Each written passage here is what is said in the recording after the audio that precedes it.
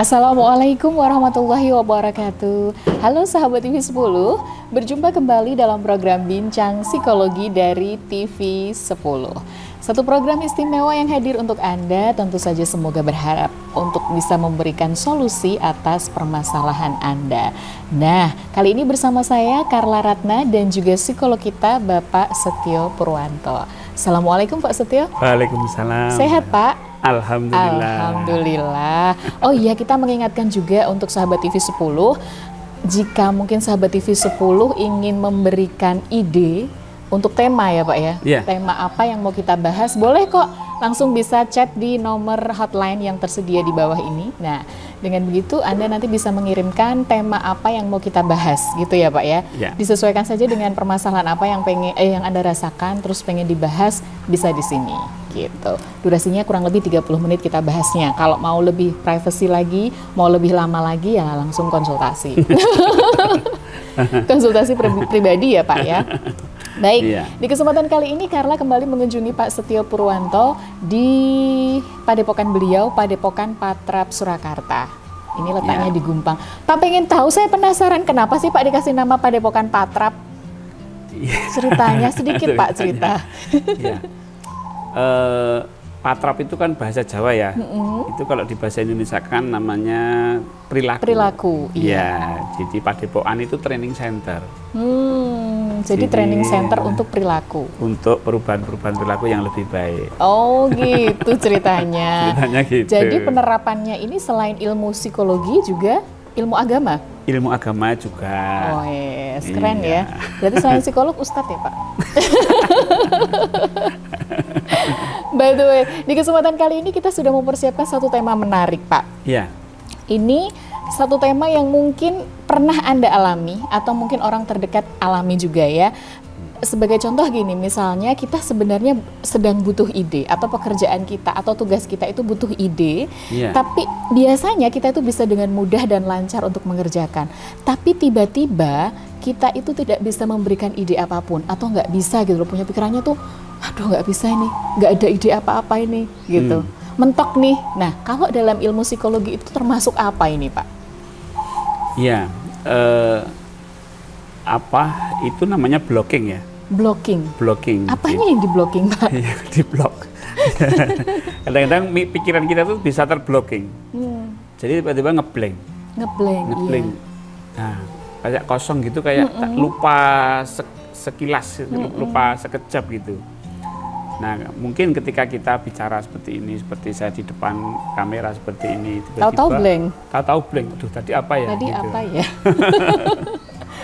Nah, kadang ada namanya yang blocking mental. Blocking mental. Atau mental block. Mental block. Nah, itu adalah apa, Pak? Itu apa? Jadi secara lebih luas, seseorang itu merasa tidak mampu untuk melakukan sesuatu. Ya, merasa tidak bisa, merasa pesimis. Ya, karena kayak ini nggak bisa ini gitu. Jadi kayak terblocking gitu loh, belum sudah. Jadi membatasi dirinya ya, sudah diblok dulu, dia nggak bisa ya, gitu. Dia terblocking dengan dirinya sendiri gitu. Ya, misalnya yang banyak dialami itu orang-orang yang memiliki kecemasan tinggi. Oh, yang mengalami mental blocking itu orang yang memiliki kecemasan tinggi ya? Ini salah satu contoh aja. Satu contoh aja. Orang yang cemas bahwa dia tidak bisa tidur. Jadi karena mungkin beberapa hari dia tidak bisa tidur, kemudian dia memblocking, wah pasti aku tidak bisa tidur. Oh, jadi menyimpulkan sendiri yang otomatis memblocking mentalnya. Sehingga ketika dia mencoba untuk tidur ya tidak bisa karena dia di-blocking bahwa dia tidak bisa tidur. Itu selain mental juga kepikiran nggak Pak itu Pak? Ya, otomatis pikirannya akan mendukung blockingnya itu. Nggak bisa tidur ya, nggak bisa tidur gitu ya? Iya. Jadi otomatis dia pikirannya itu berpikir tentang sulit tidur, saya pasti sulit tidur. Bahkan stimulasi atau rangsangan-rangsangan yang berkaitan dengan tidur itu memicu blocking mentalnya. Contoh misalnya ini menjelang petang nih, sore. Sudah, pasti nggak bisa tidur aku. Waduh gitu ya, jam segini belum ngantuk, pasti nggak bisa tidur sampai pagi nih. Sampai pagi, nah kalimat-kalimat negatif ya, sampai pagi, aku nggak bisa tidur. Terus saya sulit tidur, nanti kalau aku tidur pasti tidak nyenyak. Nanti kebangun tengah malam, pasti sampai pagi udah nggak bisa tidur lagi. Ya. Dengan pikiran seperti itu, ya, itu langsung bisa memblocking mentalnya sih. Iya. Itu akan membuat dia terblocking sehingga nggak bisa tidur.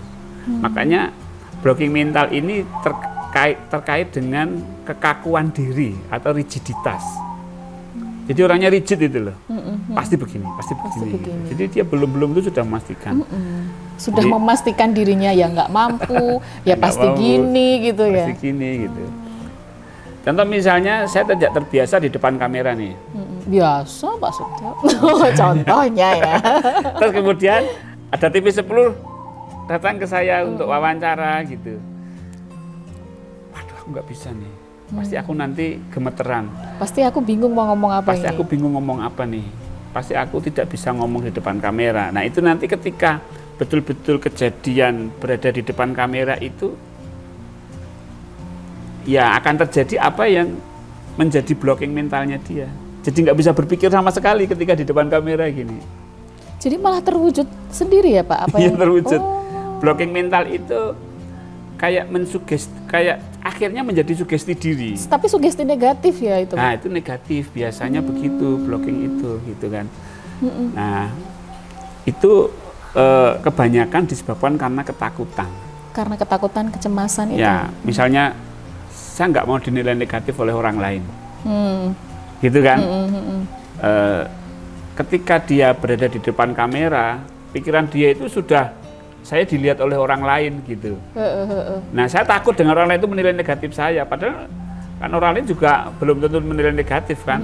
Iya. Tapi itu dia sudah mengeblok bahwa saya dinilai negatif gitu. Akhirnya di depan kamera itu jadi gemeter, jadi grogi sendiri. Jadi grogi. Terus nggak bisa ngomong apa-apa malah. Nah, dia nggak bisa ngomong apa-apa. Itu blocking mental. Itu blocking mental. Ciri-cirinya orang yang menderita mental blocking itu seperti apa Pak? Dia pesimis.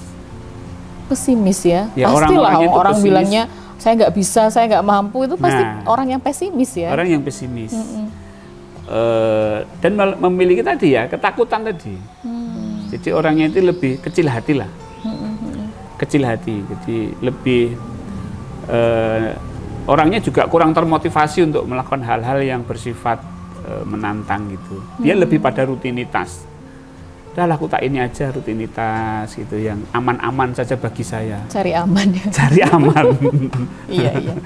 Ya, ya akhirnya kan membuat hidupnya itu jadi ya sebatas gitu-gitu aja gitu. Iya, nggak berkembang kan otomatis ya. Karena gimana orang mau melangkah aja takut nanti jangan-jangan ojo-ojo ya. Nah, jangan-jangan ojo-ojo itu karena terblocking mentalnya kan.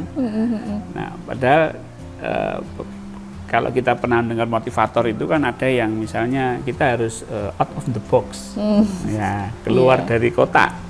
Artinya kita harus keluar dari kebiasaan, harus berani untuk menantang apa namanya kesulitan-kesulitan gitu. Nah, menantang dirinya juga, seberapa kemampuannya juga, kan sebenarnya ya. Seperti ini pun kalau kita paksa juga orang itu nggak bisa juga kadang-kadang. Sulit untuk dipaksa. Kalau dia sudah mental block itu susah gitu loh. Kalaupun dia dipaksa itu ya terpaksa, nanti akhirnya juga nggak optimal gitu. Jadi bisa mencegah kita itu untuk melakukan aktivitas fisik ya otomatis ya. Jadi nggak maju-maju dong ya. Ya akhirnya orang yang sudah terblocking itu kan dia membatasi diri kan akhirnya. Iya. Udah aku segini aja. Kalau segini aku nggak bisa. Di zona nyamannya dia aja. Zona nyamannya dia aja. Cari amannya. Karena kalau dia di sini nanti gimana. Nah, itu penyakit jangan-jangannya itu. Jangan-jangan ojo-ojo itu ya. Ojo-ojonya itu bisa keluar itu, dan itu mengancam egonya, mengancam dirinya. Itu kalau dibiarkan ini ya Pak, membahayakan juga ya Pak. Membahayakan diri sendiri, orang lain atau apa Pak? Ya. minimal kan dirinya sendiri kan jadi tidak berkembang ya. Tidak berkembang ya. Orang lain juga mau memberikan sebuah kesempatan kepada dia pun juga kesulitan gitu karena dia sudah menolak kesempatan yang diberikan. Orang yang blocking mental itu karena dia memang orangnya kaku ya. Orangnya kaku itu ya nggak bisa berkembang. Ya, segitu-gitu aja. Gitu. Stagnan ya. Stagnan gitu. Terus, apakah Anda termasuk yang mengalami mental blocking? Bagaimana mengatasinya juga? Jangan kemana-mana, tetap di Bincang Psikologi TV 10. Kami segera kembali untuk Anda.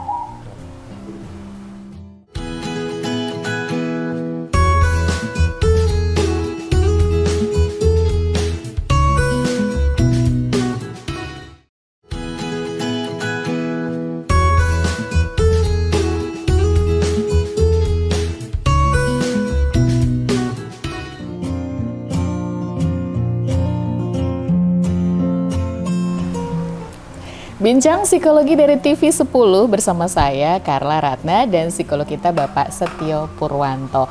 Oh ya, sekali lagi jangan lupa ya, sahabat TV 10, untuk Anda yang memiliki permasalahan apa yang mau dikonsultasikan atau ingin mengusulkan tema yang akan kita bahas di Bincang Psikologi dari TV 10, Anda bisa mengirimkan WA atau chat Anda tentang tema atau mungkin juga masukan untuk kami ke nomor yang tersedia di bawah ini ya. Bisa WA ke sini, nanti insya Allah kita hadirkan tema yang ingin Anda bahas atau ingin Anda ketahui solusi dari permasalahan Anda. Gitu ya Pak Setio ya. Iya. Baik, Bincang Psikologi kali ini mengangkat tema tentang mental blocking. Nah, apakah Anda juga merasa bahwa oh kok aku banget ya gitu. Sebenarnya mental blocking ini bisa diatasi nggak sih Pak? Pertama, orang itu harus kembali ke menyadari dulu ya. Iya, soalnya kalau nggak menyadari dulu kan nggak tahu dia tuh ternyata punya mental blocking ya. Mau start dari mana gitu kan. Bener. Kalau dia mentalnya terblocking, terhambat gitu ya, mentalnya gitu, artinya terblok. Tapi dia nggak sadar kan nggak ada satu usaha untuk berubah. Iya. Ya, tapi kalau dia menyadari kenapa ya saya kok belum sudah berhenti mencoba, kenapa ya saya belum kok sudah takut untuk mencoba, takut untuk menjalankan, saya jalani aja belum kok sudah takut gitu. Oh, saya punya pacar aja belum kok sudah takut nanti kalau punya anak bagaimana ya. Nah ini kan jadi mau berumah tangga takut gagal, padahal belum rumah tangga sudah takut gagal dulu. Pacar aja belum punya, ini sudah takut gagal. Yang jodoh-jodohin aja belum punya. Nah ini harus disadari karena itu ternyata yang membuat sesuatu itu jadi secara bawah sadar itu akan membuat orang itu memang jadi betul-betul terhambat gitu loh. Ya, kalau misalnya seseorang itu menolak menikah gitu akhirnya, misalnya karena terblocking mentalnya tadi ya. Nah itu ketika dia berhadapan dengan orang yang mungkin dia senangi atau laki-laki yang senang sama dia atau perempuan yang senang sama dia, itu responnya jadi negatif gitu. Karena dia sudah blocking gitu. Prosesnya begitu ya. Begitu. Jadi, kamu sudah blocking dulu sehingga perilakumu pun akan menjauh gitu. Nah, tentunya itu bisa diatasi tapi harus sadar dulu gitu. Makanya permasalahan psikologi itu kenapa kok saya ini susah ngerjain skripsi ya Pak? Kenapa saya ini kok misalnya mahasiswa ya? Karena kamu sudah merasa nggak bisa. Sudah menyerah duluan sebelum berjuang. Kamu mau menghadap dosen aja udah cemasnya kayak gitu. Memang dosennya kamu anggap apa? Macan, harimau, gitu ya. Nah ini mental block ini harus disadari gitu. Seperti apa blocking saya ini gitu. Yang menyebabkan ini apa? Itu disadari. Nah ketika itu disadari, oh ini saya menganggap dosen saya itu killer. Saya menganggap dosen ini mempersulit saya. Oke, diterima dulu, lah setelah itu baru nanti diperbaiki. Jadi diperbaiki. Nah, menyadari dan menerima sudah.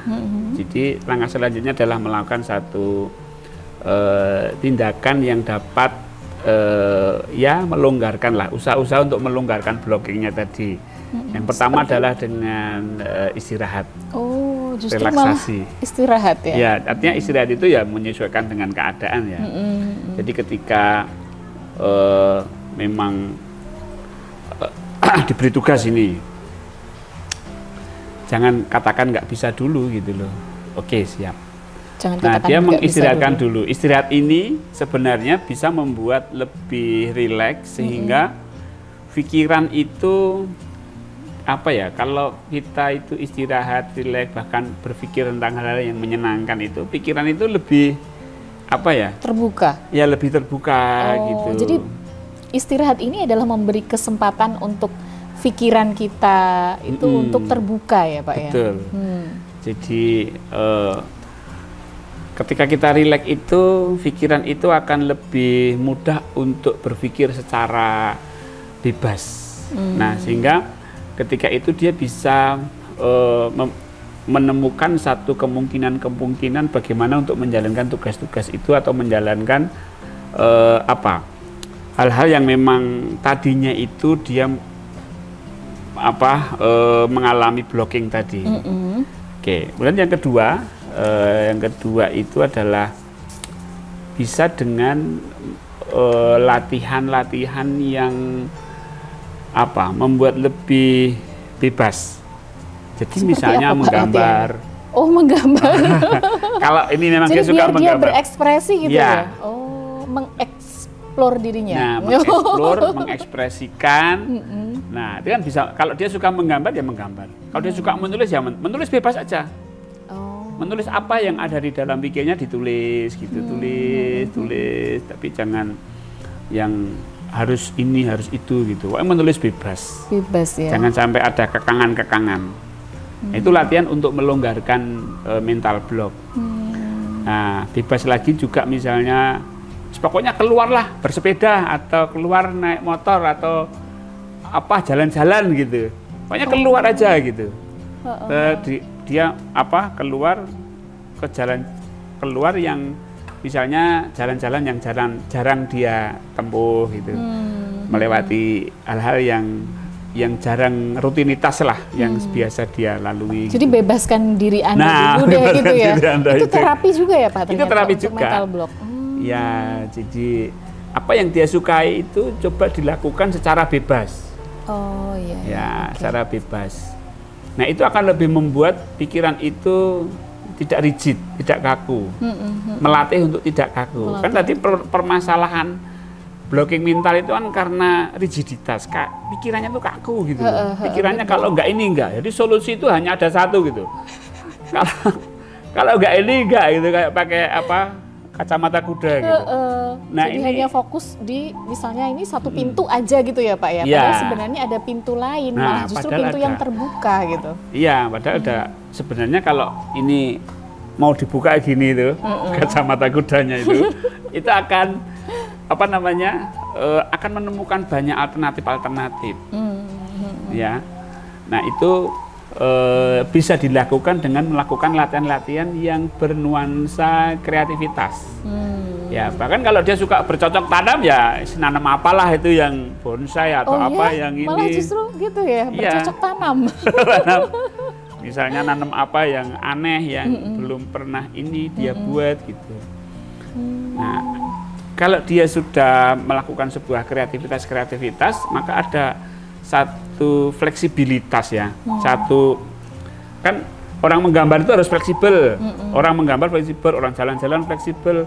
Nah, fleksibel itu nanti ketika dia mulai melakukan hal yang menjadi tugasnya tadi yang sebelumnya terblocking tadi, itu akan lebih mudah gitu. Langsung bisa ya terbuka blockingannya, lancar semuanya gitu. Iya. Ya. Kemudian selanjutnya adalah mencoba untuk berpikir lateral. Seperti apa itu, Pak? Berpikir lateral itu kayak semacam, kok dalam psikologi itu namanya apa ya? Asosiasi bebas gitu. Asosiasi bebas. Asosiasi bebas itu ya mengasosiasikan, misalnya ini bisa jadi apa? Oh, ini bisa menjadi suntikan. Out of the box itu tadi ya. Oh, ini bisa untuk nyuntik. Oh, ini bisa untuk apa lagi ya? Jadi biarkan pikiran itu berkelana ya, Pak. Ya. Oh, ini kalau misalnya handphonenya mau mengeluarkan SIM cardnya bisa pakai ini gitu. Iya kan? Karena ini nah itu berpikir lateral gitu, mencoba dia dengan satu hal ini untuk apa ya? Ini untuk ini. Jadi berpikir untuk bukan gini kan, tadi kan satu solusi ya, ini terbuka. bisa untuk apa saja ini ternyata. Itu berpikir lateral. Lah ini harus dilatih memang. Harus dilatih ya Pak, nggak mungkin kan dalam sekali terapi, maksudnya sekali jalan, sekali bersepeda terus langsung terbuka pikirannya kan enggak ya. Sedangkan namanya mental block, mental udah keblok dulu kan berarti sudah ini banget ya, kayak benteng sendiri ya. Jadi membentengi diri sendiri ya itu Pak ya. Membentengi diri sendiri, padahal banyak solusi. Contohnya lah misalnya, aku tuh nggak bisa tidur. Oke, kamu nggak bisa tidur. Ya, baik. Pertanyaan selanjutnya adalah, kalau kamu nggak bisa tidur, mungkin pada saat apa kamu bisa tidur? Oh iya, pada saat nonton TV. Nah, nonton TV. Kan sebelumnya tidak terpikirkan itu, nonton TV bisa membuat tidur. Iya, malah ditonton TV. Nah, kalau kamu nanti nonton TV, lama-lama kamu akan ditonton TV. TV 10. Gitu ya. Jadi justru ketika dia fokus kepada televisi gitu, nonton TV gitu, lama-lama dia ngantuk tidur. Nah, oh gitu. Nah, itu sebelumnya kan tidak tersolusikan gitu loh. Sebelumnya itu tidak terpikirkan. Ya udah, fokusnya kan aku nggak bisa tidur. Ini sampai pagi nih nggak bisa tidur nih gitu ya. Padahal ada keadaan di mana dia bisa tidur misalkan dengan nonton TV atau apa. Gitu. Iya. Jadi gitu ya. Ada satu berpikir lateral yang tidak hanya fokus kepada satu solusi. Nah, makanya ya kembali lagi ya, kalau emang buntu gitu ya bisa minta bantuan ke Mbak Carla, diskusi. Kasih Pak Setio dong psikolognya. Kalau saya hanya bisanya mereview Pak. Bahasa lain dari gibah. Baik, hampir 30 menit nih Pak berlalu. Ada yang mau disampaikan untuk sahabat TV 10 terkait dengan tema kita di hari ini? Baik, sahabat TV 10, blocking mental bisa terjadi kepada siapa saja, dan itu kadang-kadang terjadi secara kita tidak sadar. Nah, bagaimana kita bisa keluar dari blocking mental? Nah, salah satunya adalah dengan kita menyadari apa yang menjadi blocking itu, dan kita berusaha untuk melakukan hal-hal yang bersifat kreatif, sehingga kita bisa menemukan jalan-jalan lain, arah lain gitu ya. Kalau ada pepatah mengatakan untuk menuju Roma itu ada banyak jalan. Tapi nggak akan sampai Roma kalau nggak jalan. Iya kan Pak? Nah, kalau mentalnya udah keblok dulu kan, nggak jalan nggak akan sampai Roma. Baik, terima kasih Pak Setio untuk ilmunya, untuk sahabat TV 10. Pokoknya jangan membuat diri Anda terbatasi sendiri oleh mental blocking. Nah, semoga apa yang kita sampaikan ini bermanfaat. Dan sampai jumpa lagi di lain kesempatan. Jangan lupa untuk mengirimkan tema yang ingin dibahas ya lewat chat hotline di bawah ini. Dan kita ketemu lagi di lain kesempatan. Saya Carla Ratna dan Bapak Setio Purwanto undur diri. Dan tetap di TV 10, inspirasi dan edukasi. Wassalamualaikum warahmatullahi wabarakatuh. Sampai jumpa. Waalaikumsalam.